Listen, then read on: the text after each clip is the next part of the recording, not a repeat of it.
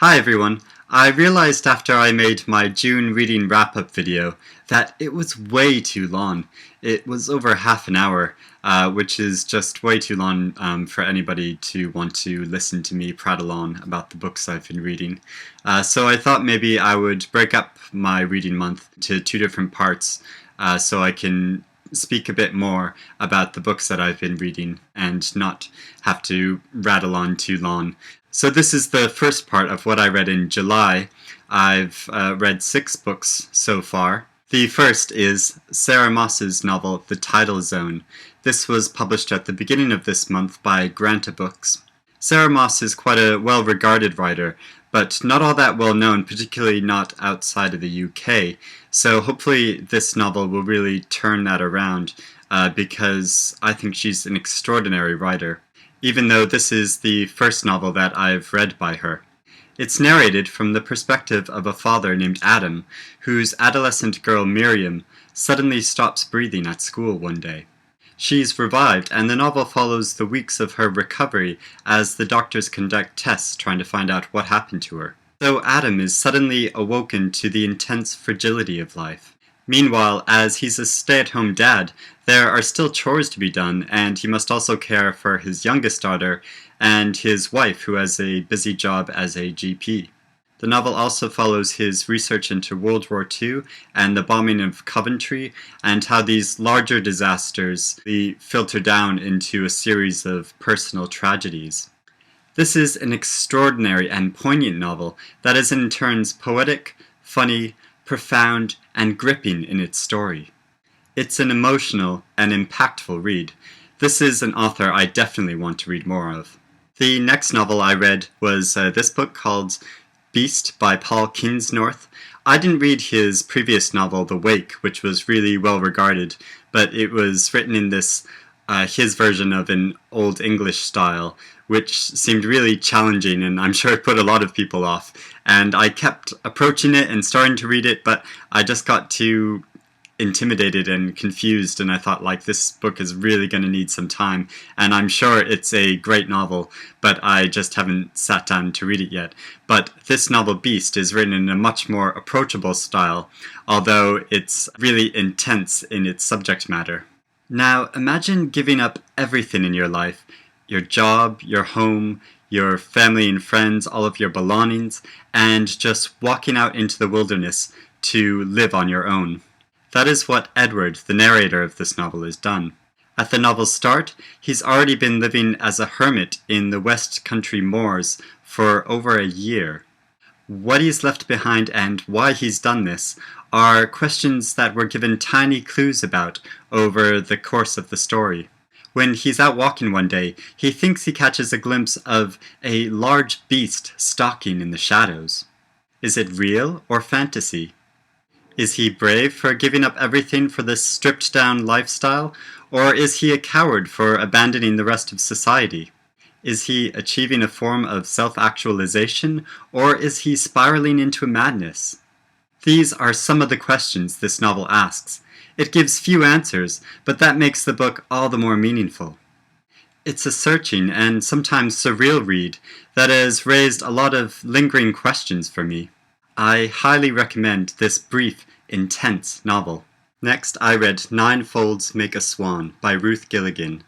It was published last week by Atlantic Books.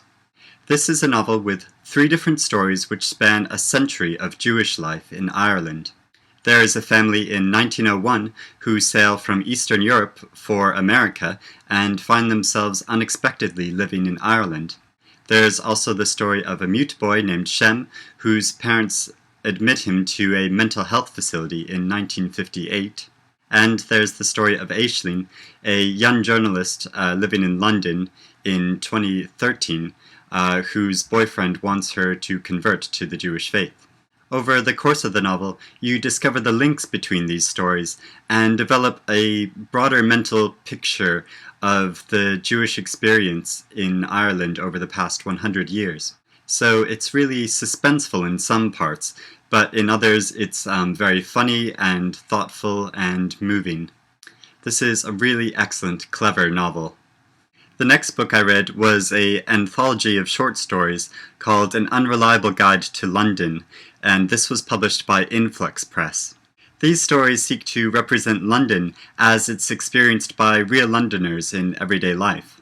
So many of the stories are set in specific boroughs around the city, capturing their unique feel, social circles, and local legends. The styles of these stories really vary wildly from starkly realistic stories like a boy who discovers a suspicious rucksack which might contain a bomb in it, or they're really fantastic stories like a story called Soft on the Inside, where a Islington taxidermist's animals come back to life for a day to seek their revenge. Some stories reveal the real sense of isolation that some Londoners feel, and others show instances of heartwarming charity, like this short story, The Arches, about a young homeless man who is taken in by a mechanic. Or Yvette Edwards' story, Warm and Toasty, where the proprietor of a trendy, overpriced cafe proves that appearances can be deceiving. What's so refreshing about these stories is how they represent the real diversity of London, how people of all different ethnic and social and economic backgrounds come together to live, for better or worse, in the very tightly compressed space of a city.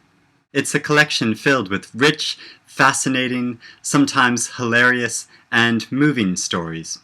As a Londoner myself, I hugely appreciated the fresh look at the city that this collection gives, but I don't think you need to have been from London or have visited London to appreciate these really fascinating stories. Next, I read The Girls by Emma Klein. This was published in June by Chatto and Windus. This has been a really anticipated and much talked about novel. In the summer of 1969, a typical Californian girl named Evie becomes enamored with this group of rebellious girls who live as a collective on a ranch. At the center of the group is Russell, a very charismatic man with anti-establishment ideas about free love and the abolishment of individual property. His persuasive ideas lead the group to perform a horrendous, murderous attack, much like the case of Charles Manson. What's so persuasive about Klein's psychologically insightful writing is the acute way she captures the adolescent experience and the way adolescents can become swayed and drawn to personalities larger than themselves in a quest to define and give meaning to their lives. The relationship which is really key is not Evie's relationship to Russell, but to a girl named Suzanne, who she becomes really enamored with in the way that we do as young people, when we look up to somebody and they become our whole world and we are just completely enamored by them. This is an insightful and beautifully written novel. And finally, I just finished reading Solar Bones by Mike McCormick. This was published a couple months ago by Tramp Press in Ireland. Here is a novel that is radically different. All punctuation has been stripped from this story, so it just flows as one continuous sentence. Here, I'll show you. So you can see it just sort of flows on, and the whole book just goes like that. This may sound deliberately off-putting or willfully experimental, but I'm telling you, the effect is magnificent when you're reading it.